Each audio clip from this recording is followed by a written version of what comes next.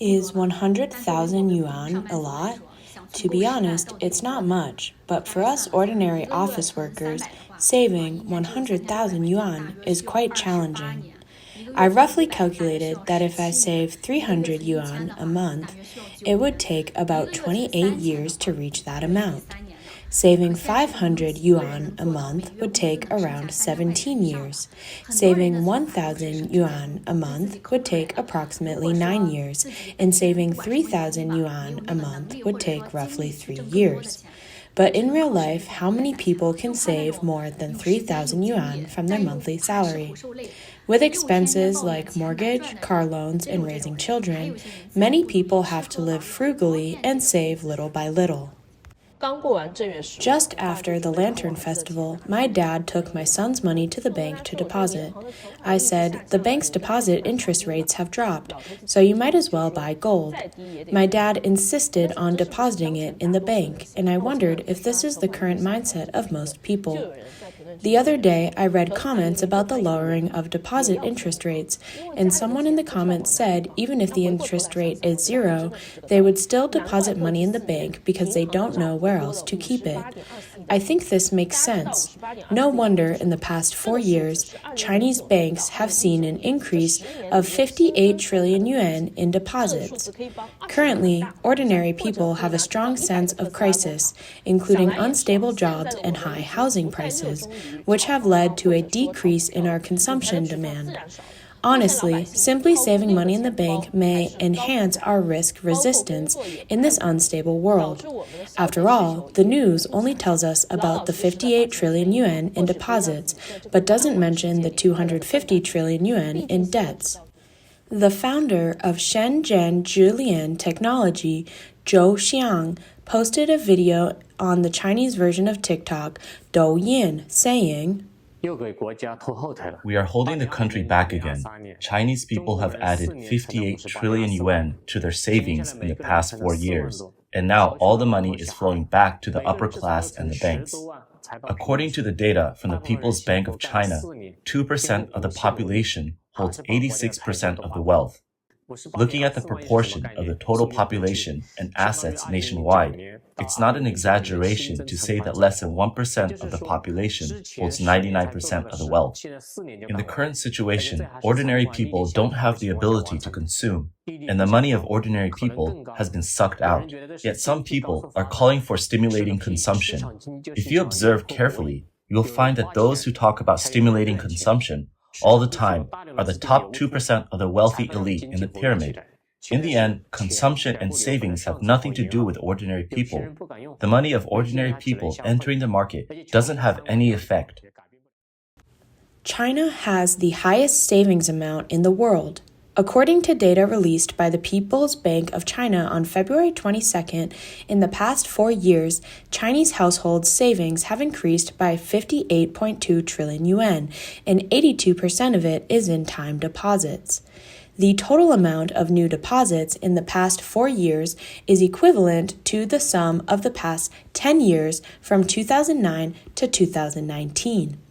Especially in 2022 and 2023, the growth of Chinese households' savings was particularly significant, totaling 18 trillion yuan and 17 trillion yuan respectively. It was the 2 years with the highest recorded savings growth. For 1.4 billion people, the average increase in savings per person is 41,600 yuan per year. This means that Chinese people add an average of 10,000 yuan to their savings each year. However, despite the high savings rate among Chinese residents, it's accompanied by continuous declines in bank interest rates.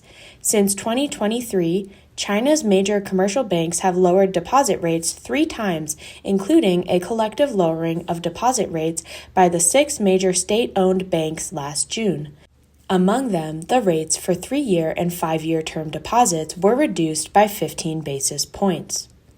Afterward, major state-owned and joint stock banks in China lowered their deposit rates in September, with 1-year, 2-year, 3-year, and 5-year rates reduced by 10, 20, 25, and 25 basis points, respectively. Last December, state-owned banks lowered rates by 25 basis points for 3-year and 5-year fixed-term deposit. Deposit rates keep dropping, but why are people still keen on saving money? Over the past 4 years, many small and medium-sized companies have closed down, and large entities are laying off employees. From social media, it seems like everyone feels that money is becoming harder to earn, and most families are experiencing financial hardships. In this situation, China's households have managed to save 58 trillion yuan. Doesn't this indicate that Chinese residents are feeling increasingly insecure about the future, especially regarding delayed retirement? How can they not save more money? Ms. Zhang, a scholar from Chongqing, stated in a February 27 interview with Radio Free Asia that due to international and domestic impacts, most wealthy families have decided to stop investing during the pandemic. Meanwhile, more ordinary families facing reduced incomes are deciding to save money in banks to earn interest. She said, "For the wealthy class, it's about reclaiming their previous investments and depositing them in banks because the economic outlook isn't good. This part of the population likely contributes the most. For example, they sell houses and some assets. On the other hand, the proportion of ordinary people without money is relatively large. They are increasing their savings and cutting back on expenses to cope with the impact of visible crises like unemployment. The former seeks asset security, while the latter seeks life security." The topic of Chinese people saved 58 trillion yuan in 4 years quickly became a trending topic on Chinese social media, Weibo, sparking discussions among Chinese people. Some say, "I'm dragging China down. I haven't added a single penny to my savings in 4 years, and I'm still tens of thousands in debt." Another comments, "One corrupt official embezzles tens of billions of yuan. How much does that average out to for us ordinary folks?" Some people also remarked, "The official announcement of the surge in savings is purposeful. Many are eyeing our hard-earned savings.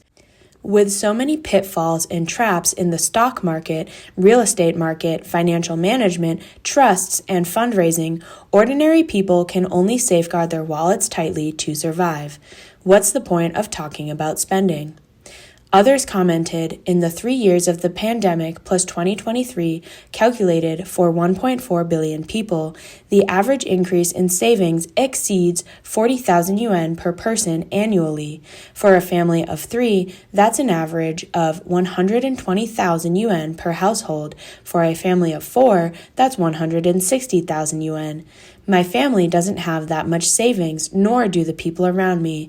The disparity between national statistics and our personal experience is too big."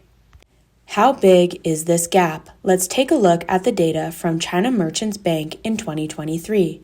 The top 0.07% of the wealthy class in China collectively held 3.74 trillion yuan in savings.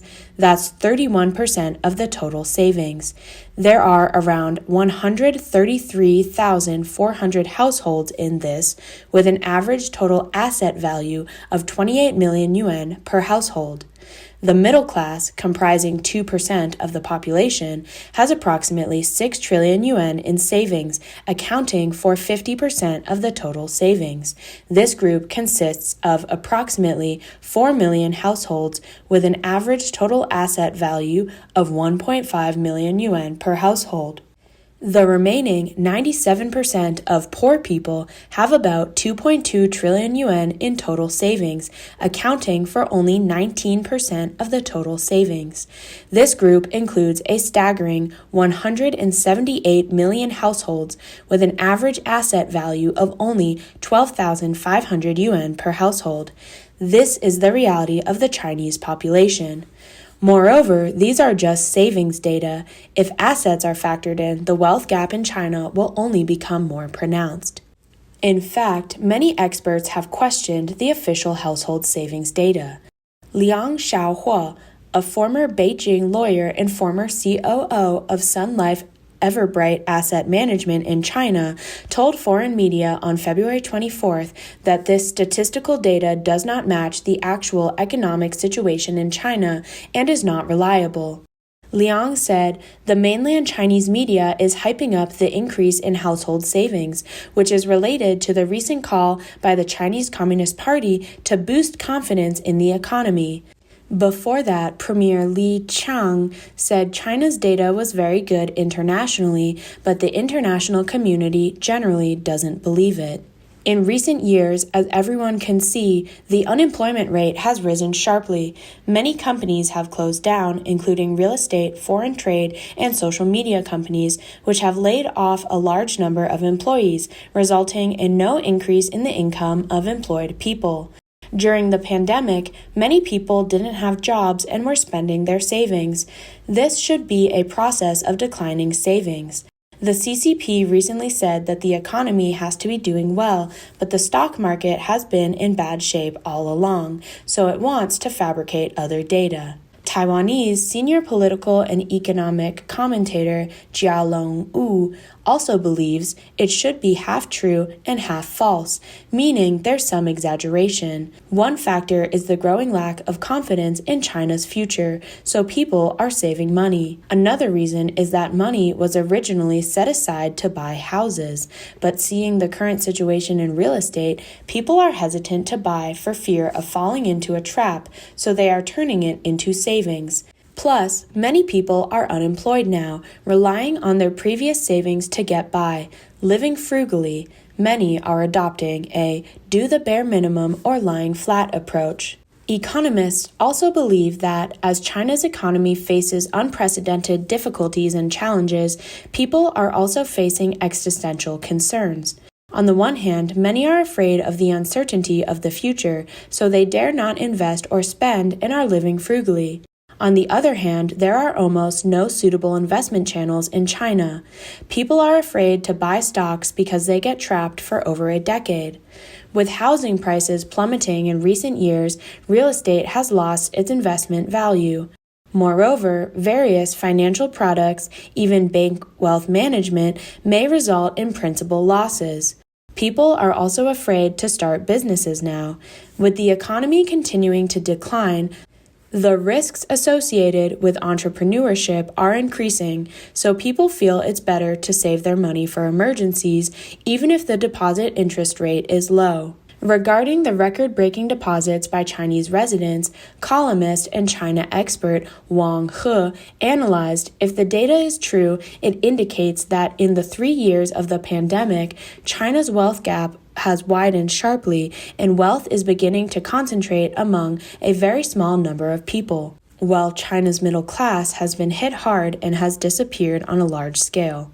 So the increase in household deposits actually doesn't mean that ordinary people have more money. Wang mentioned, in this situation, the increase in household savings in China shows that the vast majority of ordinary people are being exploited, while only a small privileged class, the elite, are becoming wealthy. So the CCP's economic system is just predatory and oppressive like this. If this system doesn't change, how can you expect ordinary people to boost domestic demand and promote internal circulation? It's just empty talk. Income inequality is a common problem worldwide, but it's particularly severe in China under the rule of the Communist Party. As early as 2014, a study by the University of Michigan showed that China's income gap had surpassed that of the United States, ranking among the countries with the largest income disparities in the world. Chang Rui-ai, associate professor in the Department of Business Management at National Chongqing University in Taiwan, once said this is because the CCP's class divisions are too clear-cut. Only party members and officials, the vested interest class, have the resources, while ordinary people don't have money. I explained that party members make money by rolling in money quickly, especially with the People's Bank of China's quantitative easing, while ordinary people live on meager salaries. As a result, with a significant disparity, people will find that after the housing bubble bursts, their assets shrink significantly and they have less and less money, making life increasingly difficult. China's current stage of wealth fixation, class solidification, and industry barriers make the rich richer and the poor poorer. Over the past 2 years, where is the most severe wealth disparity in China? It can be seen actually with thousands of companies going public, leading to overnight wealth for a very few people. This is a capital carnival, but also an unprecedented wealth creation, creating tens of thousands of millionaires. However, this overnight wealth phenomenon has also led to some problems. First, some controlling shareholders and executives of listed companies have been unfairly profiting by taking advantage of information asymmetry. Secondly, major shareholders of listed companies usually quickly reduce their holdings after going public to realize huge profits. The peak of the IPOs has created this group of new rich people. After achieving financial freedom, many in this group have emigrated and their assets have also been transferred abroad. In 2022, the salaries of China's top entrepreneurs were revealed, such as Gu Hongdi, CEO of XPeng Motors, with a personal annual salary of 434 million yuan, or around 60 million USD, topping the list of executives' personal annual salaries. Gu surpasses Tencent CEO Pony Ma, who is jokingly called the working emperor and has an annual salary of 428 million yuan, placing second. Poor people mostly reside at the bottom of the pyramid, with little hope for improvement. Zhu Chengji, living in Kunming, Yunnan province, originally came from a poor farming background. Later, he moved to the city to work as a laborer and took up low-paying jobs. By middle age, he managed to save some money and become the owner of a small business, earning over 10,000 yuan per month. Unfortunately, after several years of the pandemic, his shop closed down. Being in his 50s, he had no choice but to become a driver, earning only 3,000 yuan per month. Fortunately, he doesn't have to pay rent for where he lives now, so he cooks his meals at home and avoids eating out.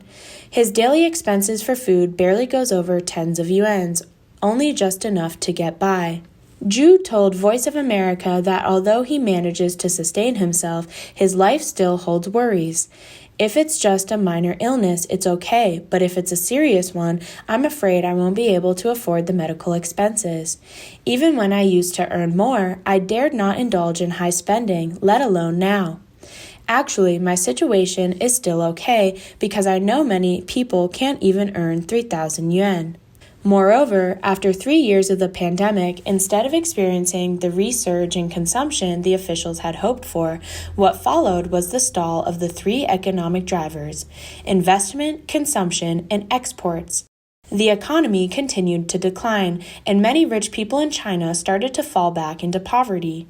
Some industries have entered a sustained period of losses, and entrepreneurs on the verge of bankruptcy began to flee. Some listed companies' assets are shrinking. However, perhaps this is just the beginning.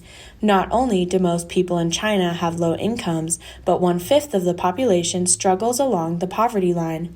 Liu Qiao, dean of the Guanghua School of Management at Peking University, said in an interview with Chinese government media The Paper in August last year that data shows 280 million Chinese people earn less than 8,400 yuan annually, with an average monthly income of less than 700 yuan.